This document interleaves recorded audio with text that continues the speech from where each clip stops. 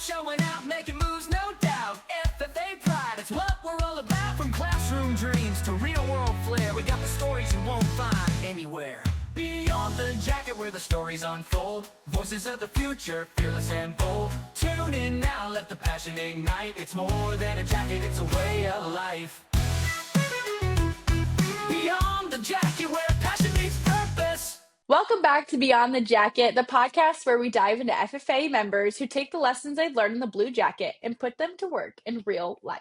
Today, we're joined by Jenna Lawler, the Indiana FFA State Reporter, who not only has one SAE, but three. We're so excited. We'll explore what she's learned in each of these areas today and the challenges she's faced and the leadership lessons that will guide her throughout the year of service and beyond that she's experiencing right now. Welcome to the podcast, Jenna. We're so excited to have you. Tell us a little bit about yourself. What's your name? Where you're from? All the good stuff. My name is Jenna Lawler. I'm from Rush County, Indiana, which is a pretty small town. Most people haven't heard of it. Even if you are from Indiana, it's a bit unfamiliar to most. And I grew up on a small-scale hobby farm. Both of my grandparents on both sides of my families did production ag as their livelihood, so definitely have deep roots within that. Joined FFA as a freshman in high school, really hoping to just find a place that felt like a family. I was destined for sports growing up and unfortunately had quite a few injuries around 8th grade, so it just wasn't really where I was looking forward to in high school. So I joined ag because it was kind of a family tradition. I liked livestock growing up, so I was like, I'll give it a try, and I haven't really looked back since then. I love that you got started with, kind of a mishap. I feel like every kid is destined to do sports until something happens like that. And you're Yep. like, I'm either not very good, which was my case, and then your case where you get injured and you take on a different role. And FFA was that place for me too. So I love that it was a home that you can kind of figure out your next adventure through. So I was reading your bio earlier and you have three SAEs, but before we were recording, I just want everybody to know that Jenna actually has 19 SAEs. So I want you to share with everybody how you kind of came to your top three, and what you were telling me beforehand.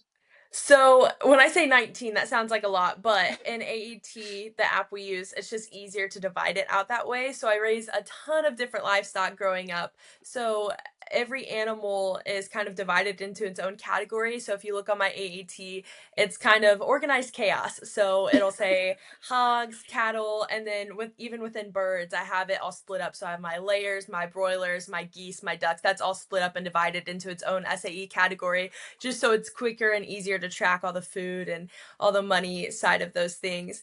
I love production ag and I love my animals. But if we're talking about kind of a proficiency competitive level and the impact you're making, I'm not large scale. So for me, it just didn't make sense to include that because it's more of the show stock, family farm, feed the family type deal, which is perfectly valid, perfectly okay. But if we think about what is making the most impact, it's maybe not those three. So I've looked at my ag ed one because I taught 8th grade ag and became really passionate about it really quickly my senior year of high school. And I really liked my agri-science contest because I've been able to turn it into a proficiency as well. And I've done 4 contests, just qualified for nationals for the 4th time. So I'm really excited getting ready for that interview as well. And my Souders farm, I actually started working there when I was 12, so it's just something that I've stayed with for so long, and that family has done so many good things for me, and they've just really become part of my own family as well. 19 SAEs is incredible. I have three and I thought I was drowning. So that's impressive in its own right. And then to be competitive in multiple areas, like you were saying with ag ed or even working on a farm, all the different aspects of production agriculture you get to dabble in make you so diverse. And that's so admirable in our career field too, to have experience in different industries. This is so awesome. I'm just so excited to like dive into all of the SAEs. Talk a little bit about the behind the scenes of tracking your SAEs. I think that's something we haven't touched on in previous episodes on Beyond the Jacket. The AET or the Agriculture Experience Tracker, we use it in Florida. I remember thinking it was kind of a pain in the butt at the time in high Yes. school. It's a lot to manage. Talk a little bit about how you do that. AET is definitely a beast to take on, and my advisor was definitely one. She's like, if you're not sure if you make money, just put it in as unpaid hours. It'll be easier. So a lot of my livestock SAEs, that's more of a show stock thing. Hmm. It's not inputted is something I make money off of. It's more of, okay, I'm working with my animals for X amount of hours. I'm not getting paid for it, and I'm just having fun with it. But more my production animals, I do put in my assets and all of the money I'm putting into my animals and then what I'm getting out of it. So I'll do that for those. And then with my agri-science, if you place first through third at the national level, you get cash prizes, and that's its own type of entry. But otherwise, it goes in as all unpaid hours. And then for my Souders farm, my boss actually solely hires FFA members in the summer to help with That's their SAEs. phenomenal. So we have some people that are above 18 that work in the processing facility, but if they're under 18, they're usually solely FFA members just to help with their SAE. And she'll keep our timestamps and send us pictures of all of our timestamps at the end of the month to put in an AET with how much money we've made, just to make it easier for everyone and get in a routine. So it's just kind of a great thing that she's been able to set up with us and work on us to help make sure that our SAEs are staying competitive and up to date. She really wants to see us succeed in and out of the classroom and inside and outside of her work. So that's a great system we've set up there. And then with ag ed, which was kind of new to me because I'd never done it really until this year for SAE wise, I looked at it two ways. And I decided to go more with an entrepreneurial nonprofit standpoint. So I didn't put in any of my teachers pay teachers curriculum or any of that into it simply because it's a little bit easier not to. And I wasn't making enough of a profit that I felt like it was important to add or benefited my SAE in any significant way. So I put my SAE as all unpaid hours. I was working at the school and getting that internship opportunity. But you certainly, of course, could go with a profit standpoint, and it would be cool to kind of show that side if you truly were making a significant profit on teachers pay teachers. I know we talk about ag teacher retention in Indiana a lot. We Hmm. had, I think at one point, 72 open positions. The past 5 years, one year we had 72. This year we had, I believe, 44, but we filled 38 of them or something about those numbers. So Indiana specifically, ag teacher retention's a big part of it, and a large part is paying them more, finding alternate routes for them to earn income. So that would be really cool if someone could include it in some way. Absolutely. The problem solving aspect behind your SAEs, where they're going in the future, how they're going now, that that's just so cool to me. I want to dive into each one of them a little more specifically, Jenna. And let's talk about kind of your ag sales SAE first at Solders Farm. Is that how I say it? Souders. Souders It's an Farm, interesting sorry. last name. Um, Tell us about the story, how you came to this SAE, maybe a little bit of the behind the scenes. I know when we talked, you said it was like a three-generation business. Tell us a little bit about Yes. that.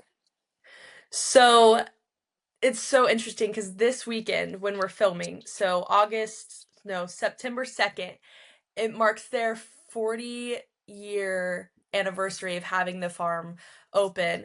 It actually started as my boss's SAE. He once started farmer when he was in high school with this business, and it's raising sweet corn, but it's expanded quite a bit. I started working there when I was 12. He was actually my bus driver growing up, and he noticed when I got dropped off, I really didn't have much to do besides my farm chores and homework. So he's like, "You want a job? You want to make some money?" I was like, "Absolutely. What 12-year doesn't want to make some money?" So he started taking me to his farm to help out after school some. And during the summers, peak season for sweet corn, we would really hit the ground running. And I remember he would come pick me up sometimes extra early in the morning to go pick sweet corn. But where he really utilized me was the register. And we run all the register, restock all the produce. We go to different auctions to buy from other local producers just to try to keep everything as local and fresh as possible, but also make sure that our customers have more than sweet corn accessible.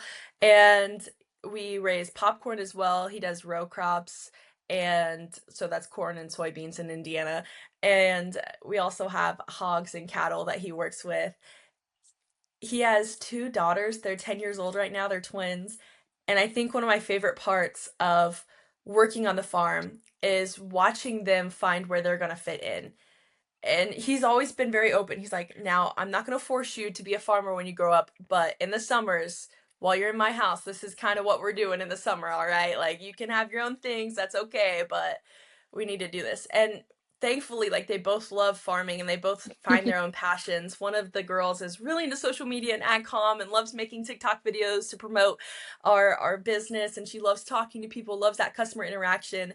And another one of the girls is much more into the livestock side of things and the crops and the labor side of agriculture. So they both have their own independent things, which is great because you can separate them out a little bit more in the summer. But watching their passion kind of spark is just really nice because having a third generation farm is not as common as it used to be. And especially for it to be female owned in the future is really cool to look forward to. That's so cool that each of them eventually will have their own side and a family business.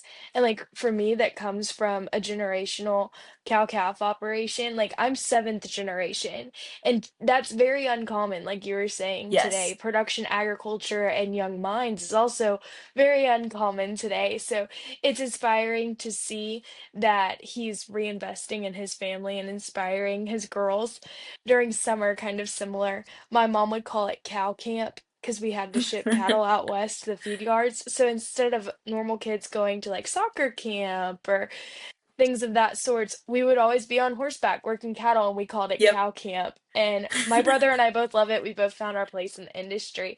But I think it's kind of funny to hear those stories from across the US and how kids are getting involved in their families' businesses. Yeah, I was just going to add, I want to go back to something you were talking about at the beginning is that each of these different SAEs that you have is kind of its own SAE. You have your broilers, you have your layers, and you have your show stock, and you've got your ag stuff.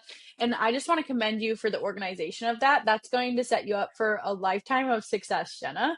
Right now, my husband and I are going through, we're in the process of buying a farm. And when you're working on your financing for that, you're trying to describe to the people you're getting your loans from what you're going to be doing with this farm and how you're going to diversify it to not just have one crop on it but have cattle on it, have chickens on it, and where all of your incomes are coming from. And so I'm going through that now as an adult, and it's quite crazy to go through and trying to organize all of those things. And so you starting at such a young age doing this, I think will set you up for a lifetime of success when it comes down to it. But I also love that you're learning from somebody who started with an SAE. That's so cool to see. I feel like when we see adults that, create a whole business that they're living off of. So that's really cool that you're guiding these next generation on their farm, and helping them pick their categories that they want to, work in. And so that's always awesome to see. Can you tell us one thing that surprised you over the years in this process of like organizing things and getting all these different diversifications? Like what's the one thing that sticks out and you're like, wow, I wish I would have known this when I had started? Honestly, I just wish I knew a little bit more about how the numbers fell. When I Hmm. started, I was like, there's no way you lose that much money on some things.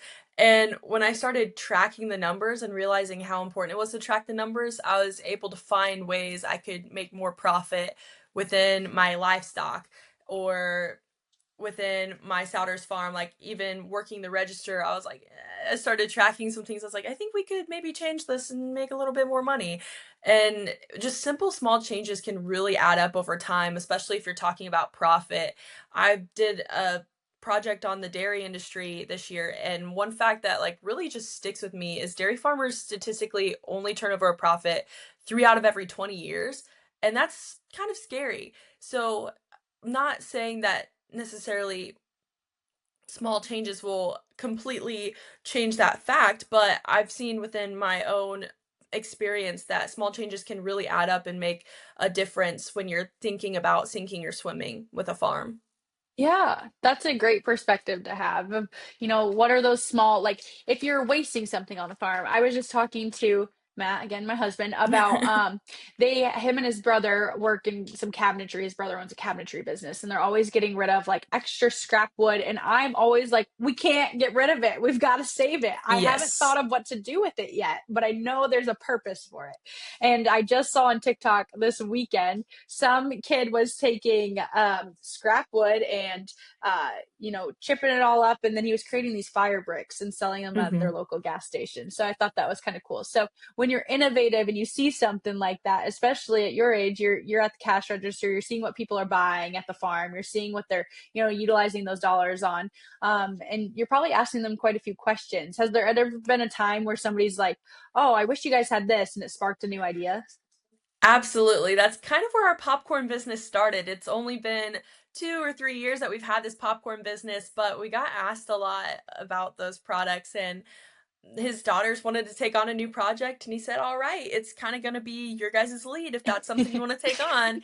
So these 9 and 10-year-old girls were like, oh, don't even worry about it, we've got it. And obviously they have help, but the popcorn business is really booming. We do it for fundraisers now. We got to sell it at the state fair. We sell it at the local county fair as well. Bunch of different flavors. I think we have made like a new one at least every week in the summer. It's crazy, but it's been a huge success, and none of it would have happened if we didn't have those questions and kind of take them to heart and realize that it might be another avenue the business can go. Absolutely. Consumer Perfect. feedback's so important. Like even like in my SAE, like with AgCom, when you listen to people, they're like, "Ooh, I liked this content that you shared compared to Z content." And then you take that and you run with it and it grows bigger. And I think like even the young girls like with an entrepreneurial mindset of let's change this and let's have cotton candy popcorn. Who knows? But it Yeah. it helps and it changes the way the business is going, and you can see success in the future because even though we're younger, we're adding new ideas and it evolves through generations. Of course, with me and my AgCom background, how working at the stand connects you with consumers? Are you doing ag ed there too, or do you have a specific story where you got to do a little bit of education? You always like, okay, so if this is our register and I'm looking out to you, right here is a big list of all the facts people might ask, and we are constantly adding to it. I think every few weeks we have to print off another list because there's another thing that someone wanted to know and we didn't know at the time, so we had to look it up and get back to them later. And we're always posting online more information. One of my favorite things is to get into the genetics of the sweet corn itself. People always want to know where their food's coming from, what's the background of it. And I think today it really puts consumers' mind to ease to know those and to know that information. And so I remember probably 2, 3 years ago, I got really into the genetics of sweet corn and I started looking up the history. So the difference between a triple sweet and a bi-sweet and a tricolor and all of those differences and how that comes to be. And my boss actually posted a video of something I had sent him about like the explanation of what I had found. He's like, this is crazy.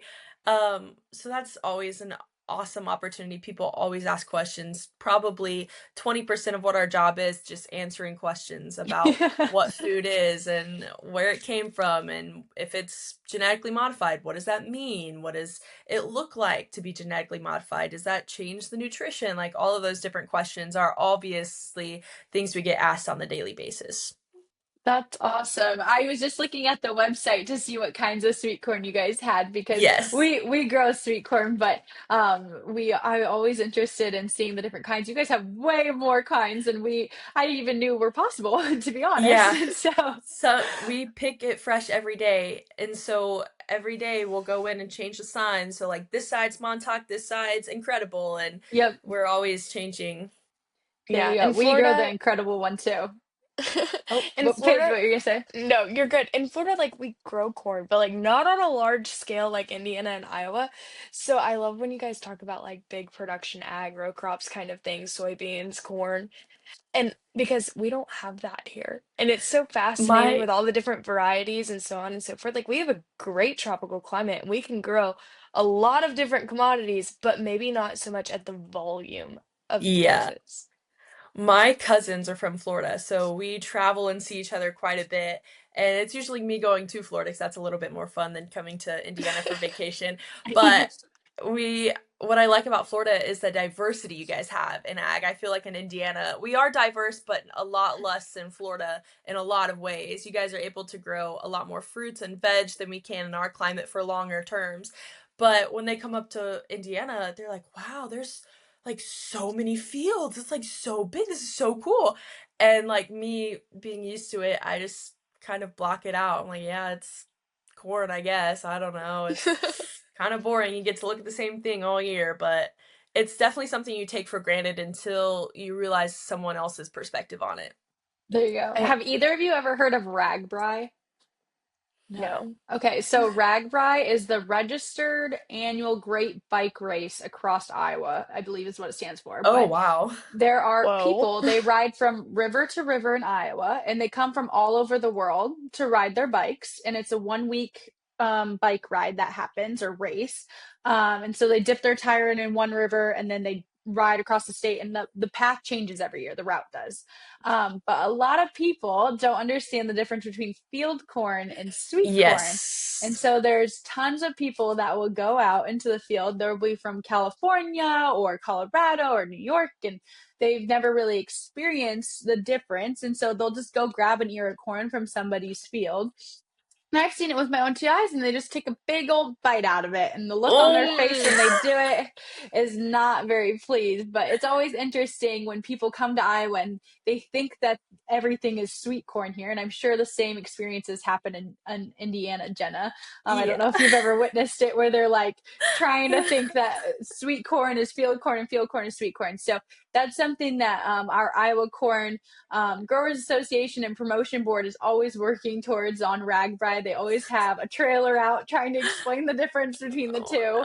no. And they've got somebody in like each town, they've got volunteers, and because that's a huge question for consumers. You're right, Jenna. They always are constantly asking questions.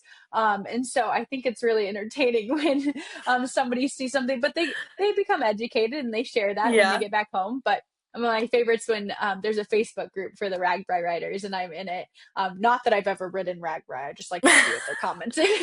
um, but people will always, one person every year is like, did you know that there's a difference between the sweet corn and the field corn? And people, there's like hundreds of comments every year on it, and it's always quite funny. But Well, anyways, we just worked at the state fair for Indiana, and part of our state fair is this petting zoo. And the amount of public that think they can eat the animal pellets, there's oh, a lot. You get a lot of questions like, can you eat this? I was like, I mean, I guess technically you probably could, but I don't recommend it. Like, it's just questions you never thought interesting. people would have if you grew up around livestock. Like, it's not something you ever thought someone would have a question about. And Yeah, so I for me, can't that was all say. new. Yeah, I can't say I've ever had somebody ask me that, but Yeah, me either. I've had some random ones, but nothing that out of the box. We talked a lot about your SAE working on the farm, and I want to cover them all. So let's talk a little bit about ag education. Rachel, you talked about how kind of diverse it is, especially with your bike ride across Iowa, and Jenna with the petting zoo at the fair. So tell us about your ag ed at SAE. So my ag ed SAE really came to its own my senior year. I'd done a few little workshops and some lessons in the classroom when I was an underclassman and even as a junior, but I didn't get a ton of time in the classroom until my 8th grade year. We actually went from a 2 advisor program to a 3 advisor program with all new advisors my senior year. So it was a big change, and I just really felt like I was called to help in any way possible. And so for me, that looks like being in the classroom, trying to help and provide some stability when necessary. And we switched to having a 7th and 8th grade program this year, which is the first time my school's ever allowed 7th graders to be in an ag class. So that was a big change. And trying to get lesson plans for that many students was definitely a big difference in the past, especially with new advisors. So it's just a lot of new things, and it gave us a lot of flexibility with lessons. We were able to create some really new things that had never been done before. So not having a precedence kind of helped us in that sense of trying out new things. And I was really excited to hit the ground running and do more labs, more hands-on learning. I got to partner with a lot of local businesses and even a lot of local agribusiness professionals to come in and talk and maybe help us out with some of the hands-on activities. So that was a really cool opportunity for me to network outside with the community as well. That's awesome. It's cool how you connected everybody together, and especially like with a new, well, not newly established, but a refreshed program is the way I'm gonna put it. You have more diversity and different things of those aspects. I was teaching for a small bit during my SAE because I thought it would make me more diverse, and Hmm. I taught middle schoolers and elementary schoolers, and we made butter together, which I think is a pretty common thing, like one of your first Yes. lessons, labs to do. And I remember one of the little kids, probably like first or second grade, she like held up her little jar of butter. She's like, I had no idea that cream made butter. And I remember, like, obviously she was being dramatic. She's a little kid. She was excited. But it's crazy that, like, you were able to be the one that connected the dots. Just a simple activity. And later on, a lady had messaged me on Facebook. She's like, my granddaughter said this was the coolest thing ever. And now she wants to be in ag class. And just the ripple effect that you have on students. Have you ever had a similar experience? Absolutely. One of my favorite activities I did this year was an entire week-long unit on floriculture. So the first 2 days were all kind of workbook type things, learning the background of floriculture, how cut flowers are raised, how the principles of designs create a good bouquet. And then the next day we talked about gratitude and giving back to those who have given to you, or just simple acts of kindness that can really make someone's day. So we wrote cards. And the fourth day we put all of the cards and bouquets together. We worked with one of the local floral shops and made the bouquets. And then the last day, we went to nursing homes in my community and gave those bouquets out. And seeing these students, we all know how middle schoolers can be, Yes. but Yes. seeing them genuinely being able to connect with people they'd never met before through something that you kind of helped curate is beautiful. Like, we were able to have the principal come in, the school board was able to like run a report on it, and like just seeing the effect it had on the community and the publicity it got really made me feel like it was something we were doing right. And one of my students actually decided to do creed speaking because of that, and just trying to get out of her comfort zone a little more, and she actually won. And we have a tradition in my state that we're trying to start. We've heard some other states do it, where you give your replacer charm that you get on your, we call it Hoosier degree, but your state degree. It's a little placer charm for the real deal, and you give it to an underclassman that you think just really is shined and shows like so much grace and humility with their FFA career, and that you just really want to encourage. And so I gave mine to Aramaya, and the connection I've been able to make with that student is just really fills my cup, and I hope that it fills hers as well. I Absolutely. We think do the that's same. so remarkable. Both of you, I guess, in the past, I know we've talked about ag education SEs, but at my school, we never had that opportunity. Obviously, I'm a little bit older than you guys, and I don't think it was something that was mentioned to us. Can you talk a little bit, Jenna, one, about how you got into this SAE, that you're able to connect with younger students and share your passion about FFA and what it's done for you, but also agriculture in general? And then two, I just want to mention that we've talked a lot on this podcast about how FFA teaches you soft skills without teaching you soft skills, if that makes sense. So, soft skills would be like people skills of just communication. I think this is a prime example of that. You took an opportunity to talk about floriculture, and you're having this, is it a lesson plan the whole week? Is that would be a lesson plan? So Yeah. you're having this whole lesson plan about floriculture, and you're intertwining these people skills into it that are just so remarkable. And those kids are going to remember that week for the rest of their lives. They're probably going to talk about it someday, 20 years from now, when they're in a job interview or wherever it is. This is a lesson that you got to teach them, Jenna. So I guess let's start with how you share, like how you started this SAE to begin with. Like, you just went to your teacher and said, I want to teach them stuff. We have a cadet teaching program at my school. Very thankful to have that. And it's something that's been going on for years. I remember my older brother was in high school, and it was an opportunity he could have taken if he chose to. So it's an elective that my school's offered for many, many years. And we have a lot of people that take it in ag just to kind of use it to help with a class maybe they wanted to take but couldn't fit in their Yep. schedule. So something like that. But I knew that we would probably need some help at the junior high because my senior year, we didn't have that third spot filled yet. So we had a teacher that we knew could be there for the first semester, but we didn't know what the second semester would look like. So I just really felt called to kind of help out in any capacity I could. And I talked about my boss's twin daughters. They had really kind of sparked an interest in that ag ed aspect for me. So I was like, I think I could really do it. Like I think I could really help. And I sat down with a meeting with both teachers I had that year and told them that I really wanted to do more than the normal cadet teacher was. Normally, they're kind of Mhm. just a TA, a teacher's aide, help grade papers, Yep. maybe teach one lesson, but I got to teach multiple lessons over the entire course of the year, got to facilitate a lot of different things, make a lot of different workshops, and that was all because I sat down and had that conversation. So, definitely something that took a little bit more initiative, but had the groundwork laid down already for me. That's amazing. I feel like I just want to commend you on that because a lot of students would not take that upon themselves to say, I'm going to take that extra step to not only better other people around me, but better myself for the future. Because everybody at some point in their life is going to have to teach another individual something, regardless if it has to do with ag or not. So that's just super amazing that you did that, Jenna.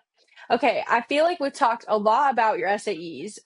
You're the Indiana State Reporter, correct? Okay, Yes, ma'am. I want to talk about that for a minute before we have to end the podcast. So, one, how is your year going? When were you elected, and what's been the best moment so far? We were elected in June 17th, 18th, 19th, that time frame. The week before, you kind of have all of these interviews. You've prepped for months. And the way Indiana does it is the last day of your interviews, they decide slate, but they don't tell anyone. It's just Yeah, kind of a private thing, and you just have to wait for a week to find out. And many states, they announce it on stage, like what the slate is. yeah, Indiana, we do something that I really admire because it's so unique. And we go to the basement of Elliott Hall, which is in Purdue University, and you receive a sealed envelope with the letter that has slate on it. And then you have 10 minutes from that point forward to go wherever you need to be on campus. You can be with your family, you can be with your chapter, whatever you need to open that slate, find out if you've made it or not, and if you've made it, where you are. And then after 10 minutes, they announce it publicly. So after that 10 minutes, that's when like everything just comes crashing into you. You go find your friends, everyone's calling you, all the texts come in. So that's kind of how we handle it in Indiana. And it's gone really well. We're a few months in. We live together at our leadership center, so that was definitely a big change. I went from having a room all to myself growing up my entire 19 years of life to now sharing a room with four other girls, which is definitely a big change, a very welcomed one, but obviously a lot different. yeah. And navigating all of that terrain, finding out what we like, what we don't like, what we eat, what we don't eat, everyone's schedules. So hmm that's all fun. And we've gone to the state fair. We went to State Officer Summit. So we've gone on quite a few adventures. Went to the Farm Progress Show last week. So Oh, I definitely should have done seen a lot you. of fun things. But um, I would say the summertime is a great time for our team to just slow down and really get to know each other. We've gone out, we have a lake at our leadership center, so we've gone out swimming a few times, really just gotten close as a team before we all have to kind of divide and conquer and get into the chapter visits, which is super fun. That's the focus of the year, but it's really nice to have that quiet time with your team before you jump into all the visits. Yeah. So, will you not go to school then this next year? You'll just be Yeah, at the leadership center. correct. So Indiana does require you to take a gap year between high school and university to serve your year of service. That's It's amazing. similar yet different. Like, I love when we interview all the state officers or individuals that ran, because every process is different. Yet we Mhm. represent the same organization and our members and so on and so forth, but it's so different. I love the letter aspect. Like, I think that would be Yes. really cool in like multiple states, or at least like for me, I'd have liked that part. Uh, But no, that's super cool. And I can definitely attest to the living with other people. I was also very blessed as a child to have my own room, and then living in a Yes. college dorm, that was definitely a reality check for me. Yes. You find out I all of the little annoying things you may do over the course of a year pretty quickly, if you're living with that many people in one room. You learn yeah. to be Absolutely. very considerate of other people. And the letter's really nice. In Indiana, we only had 10 people run and 7 people make it. So having that privacy is really nice. It's kind of just a nice special moment to have with your family or with your advisors. If you make it or if you don't make it, whatever direction it goes, just to kind of have that nice quiet time before the entire world finds out.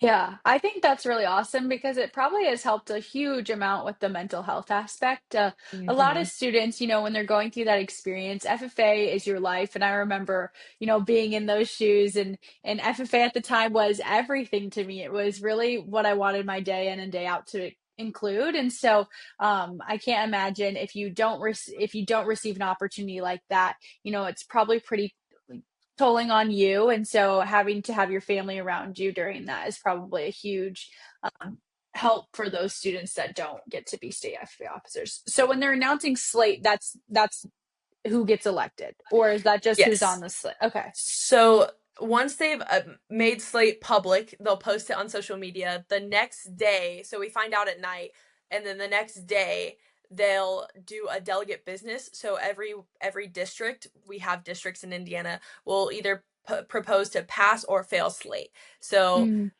all of the candidates are in a different room and you can just hear of the speaker the counts coming in, so you're like thinking, what's that bar, what do we need to get over for it to pass? And as soon as it passes, you run in and you go on stage. So it's definitely like a whirlwind of emotions, and it's something that the past state officers and the past state officer candidates all told us, like, good or bad, journal every moment because you will Mhm. want to remember it for the rest of your life. So it's Yeah, something we all try to do. that's really cool. We just found actually my mom was a state FFA officer in 1986, I think maybe. Might be somewhere around there. I'll have to ask her. But we just found her binder from her chapter officer leadership training that she had gone to. And so it had notes in there of different things and different thoughts and feelings. So it's quite cool to look at. But I was like, what are we going to do with this nowadays? Do you want to just like archive it? Or so my sister was like, maybe we'll donate it to the school. I was like, I don't know that they want her journals. But it's really cool to see how things have stayed the same in FFA over time, but also how they've just tweaked things a little bit. Kind of like what you were talking about earlier of when a customer comes to you and says, "Hey, like I wish we had this," or I want to know more if you guys could do popcorn. And you make those small changes for your business, just like that. FFA has been making small changes over time that I think have proven to be very positive changes. This being one of them, it sounds like it's been quite the experience for you guys. I feel like I need to reach out to, I don't know if I know any past Indiana State FA officers that would have been like the same year as me, and see if they had it then or how recent they've been doing the letter thing, because that's quite cool. This is cool. Okay, Jenna, I have to say it because obviously, like, we met at national convention and we competed on the Yes. national stage. And Rachel, Jenna is so phenomenal. She won national extempt. She's just so awesome. Wait, oh yes, wait, I forgot. Okay, hey, Paige, these are things you got to tell me before we start recording. You told me, I couldn't remember if it was you, Jenna, or you didn't have that written in my notes, girl. I'm Okay, so that's sorry. awesome. Okay, wait, time out. We have to go back to that now. So, okay, national convention, you win, Paige gets second, right? Yes. Yes. Okay, okay. So, do you guys get the same topics to talk about? How does extemp work? Go So ahead, Jenna. there's there's like a bunch of, I can't, index cards, I suppose you call them, that are flipped over, and so on the bottom it's the topics. Everyone gets the same pool of topics, but you can Okay, pick 3 random ones out of, I don't know, like 18. I think they okay. had something like that. You can pick 3 out of those. And so theoretically me and Paige selected 3 completely different ones, but they came from the same pool. Gotcha. Yeah. Okay, so tell us all about your training for that because we've heard Paige's and Paige has, done a phenomenal job with speaking. So she's just so great in that aspect. But her training was probably different than yours. So maybe those listening might be interested in doing it. So I'd love to hear a little bit about that too. Be a sponge. Anything you can, just absorb it, love it, live it. I remember my friends, they would make fun of me a little bit, but when I was getting ready for extemp, lunchtime was kind of my piece, and so I would go into a little corner or sit next to my friends, put some headphones on, and read a magazine or read the newspaper, read the Farm World, or Yeah. look up the magnetic ag emails. So any information I could get my hands on, I was reading constantly. I was watching a lot of documentaries. My mom's friend got me a documentary subscription for Christmas, so I watched a lot of those. I just loved absorbing information, and it didn't feel like studying to me because I enjoyed it. So Hmm. definitely you have to find what type of information you can consume without it feeling draining. So for me, that was not reading loads and loads of scientific Yeah. articles, and it wasn't really, I like podcasts, but it has to be like what we're doing now where I can see the person's face. I'm hard Yep. of hearing, so if I just listen to a podcast, I don't retain a lot of the information. I have to be able to read their lips or Yep. see it on paper. So you have to find what niche works for you, but then just absorb as much information as possible. I remember really liking, some of my friends run AgCom pages similar to Pages, and was constantly reaching out to them with questions that they had posted about or information that they had posted, constantly resharing those. My advisors would send me a bunch of different articles, always reading that, talking to a bunch of farmers in my area about their experience, trying to get stories, and definitely reading the magnetic ag or other email strands. I read more of those than I probably care to admit. And for me, a big difference between nationals and Indiana was the time. The time went from, oh, I believe in nationals was 5 to 7 minutes.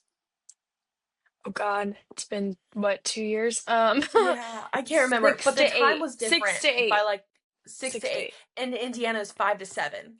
So Wow. my 6 minute specialty had to turn into a 7 minute specialty, Mm. which not a big difference, but if you have to like reset your internal clock to do that. Yeah. And then in Indiana, our 30 minutes can be all computer time, whereas at nationals, you only have 10 minutes online, and the other 20 minutes can be used at your own discretion. So making those binders was something that was all new to me, and just something I'd never thought I would have to do. So try to know as much information as you can before going into the room, Mhm. especially if you have those differences. I can definitely say like being a sponge part was very similar. I read magazines, I read emails, I talked to more associations in the industry from all over our nation and different email threads. And I remember my mom being like, "What are you doing there? Why are you looking at your phone so much?" I'm like, "I'm trying to read about sweet corn or whatever." And just constantly reading or being on the phone or researching, and the Yes. AgCom part of it, I tried to incorporate like my post for the week at that time. Any topic I was researching, then I wrote about it to maybe retain it a little bit more, Yes. like you were saying. And I could definitely say, like, anybody that wants to do extent out there, read and read and read and know a lot before you go into the room, not decide that day that that 10 minutes on your laptop's going to be all the resources you have. Exactly. There you go. Well, I feel like, Jenna, you are set up for a lifetime of success with all of your SAEs, your experience as a state FFA officer, and winning the national competition in extemporaneous speaking. Obviously, you're going to be a great candidate for anybody to hire in the future, but also just a great person and individual. So, thank you for coming on today and chatting with us and sharing all of these stories with us. It's been super impactful. I hope those that are listening can learn a few things from you. One, about organization. Because I know that I needed to hear a few of those things. But two, just tracking things is really important, especially at a young age. It sets you up again for a lifetime of success. But you are quite the shining star, and I've appreciated getting to know you. I thank Paige for setting this up. Paige, do you have anything to add? No, it's just great to talk to Jenna again. It's been so long since I've seen her Yeah. at national convention, and obviously I realized how amazing she was as a person, but not even the scope of the things you do in your blue jacket. So it was so great to speak with you and touch base again and hear about all the amazing things you're doing beyond the jacket. Yeah. Yeah, as we wrap up, I'm like reading through our outline for the day, and I'm like, wow, we only had just the tip of the iceberg on some of these things. So I feel like we're gonna have to have you on for like a second episode to learn more because there's just so much information to absorb. Just like you said, be a sponge and absorb everything you can. So thank you guys for listening. For more information on Beyond the Jacket, you can follow us on all social media and keep up to date with what we're doing. So thanks.